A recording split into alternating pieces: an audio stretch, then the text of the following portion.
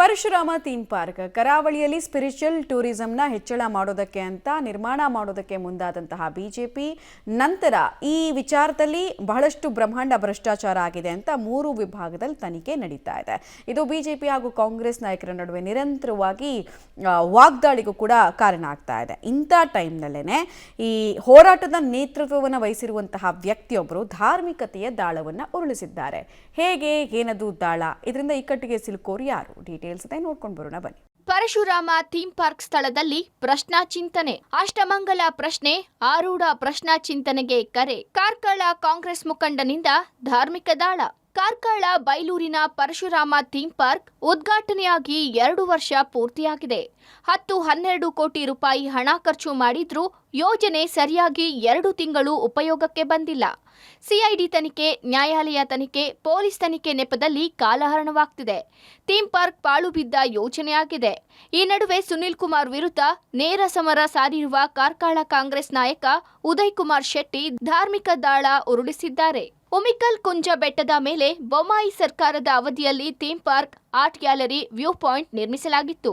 ಸುನಿಲ್ ಕುಮಾರ್ ಮಂತ್ರಿಯಾಗಿದ್ದಾಗ ನಿರ್ಮಾಣವಾದ ಪ್ರವಾಸಿ ತಾಣ ಆಮೇಲೆ ಬಹುದೊಡ್ಡ ರಾಜಕೀಯ ಜಟಾಪಟಿಯ ವೇದಿಕೆಯಾಯಿತು. ಇದೀಗ ಈ ವಿಚಾರದಲ್ಲಿ 3 ವಿಭಾಗಗಳ ತನಿಖೆ ಚಾಲ್ತಿಯಲ್ಲಿರುವಾಗಲೇ ಅಲ್ಲೊಂದು ಅಷ್ಟಮಂಗಲ ಪ್ರಶ್ನೆ ಇಡಬೇಕು ಎಂದು ಹೋರಾಟದ ಮುಂಚೂಣಿ ನಾಯಕ ಉದಯ್ ಕುಮಾರ್ ಶೆಟ್ಟಿ ಅಭಿಪ್ರಾಯ ವ್ಯಕ್ತಪಡಿಸಿದ್ದಾರೆ. ದೈವಗಳದ್ದು ಕುರು ಇತ್ತು, ಅದನ್ನೆಲ್ಲ ಇವರು ಮಾಡೋ ಹೊತ್ತಿಗೆ ಬಂಡೆಯನ್ನು ಒಡೆದಾಕಿ ಅದನ್ನು ನಾಶಪಡಿಸಿದ್ದಾರೆ. ಅದರಿಂದ ಈ ರೀತಿ ಆಯ್ತು ಅಂತ ಊರಿನ ಹಿರಿಯರೆಲ್ಲ ಮಾತಾಡ್ತಾರೆ. ಅದರಿಂದಾಗಿ ಭಾವನೆ ಇರುವಷ್ಟು ದೊಡ್ಡ ಒಂದು ಬೆಲೆ ಯಾವುದಕ್ಕಿಲ್ಲ. ಅದರಿಂದ ಧಾರ್ಮಿಕತೆ ಎಲ್ಲ ಉಳಿದಿರುವುದು ನಮ್ಮ ಮನಸ್ಸಿನ, ನಮ್ಮ ಭಾವನೆಯಿಂದ. ಅದನ್ನು ಉಳಿಸಿಕೊಳ್ಳುವುದು ದೊಡ್ಡ ನಮ್ಮ ಕೆಲಸ ಇದೆ. ಅದಕ್ಕೋಸ್ಕರ ಪುನರಪಿ ಆದರೂ ಈ ಬಗ್ಗೆ ಅಪಪ್ರಚಾರ ಮಾಡದೆ ಇದಕ್ಕೆ ಕೈ ಜೋಡಿಸಿ ಇದರಲ್ಲಿ ಸರ್ಕಾರ ಮೂಲಕ ಆಗುವಾಗೆ ನಾವಂತೂ ಅದರ ಹಿಂದುಗಡೆ ಇದ್ದೇವೆ. ಹೀಗೆ ಯಾರೆಲ್ಲ ಧಾರ್ಮಿಕ ಪ್ರಜ್ಞೆಯರು, ಅದು ಆಸಕ್ತಿಯರು ಎದುರು ಬರ್ತಾರೆ, ಒಂದು ಧಾರ್ಮಿಕ ಚಿಂತನೆ ಚಾವಡಿ ಅಂತ ಮಾಡಿಕೊಂಡು ಎಲ್ಲರೂ ಸೇರಿಕೊಂಡು ಮುಂದೆ ಇದನ್ನು ಮಾಡ್ಕೊಂಡು ಹೋಗುವ ಸರ್ಕಾರದ ಮೂಲಕ ಅನ್ನೋದು ನನ್ನ ಸ್ಪಷ್ಟವಾದ ನಿಲುವು. ಈ ಮಧ್ಯೆ ಪರಶುರಾಮ ಥೀಮ್ ಪಾರ್ಕ್ ಸಂರಕ್ಷಣಾ ಸಮಿತಿ ಗೊಂದಲಕಾರಿ ನಿರ್ಧಾರಕ್ಕೆ ಬಂದಂತಿದೆ.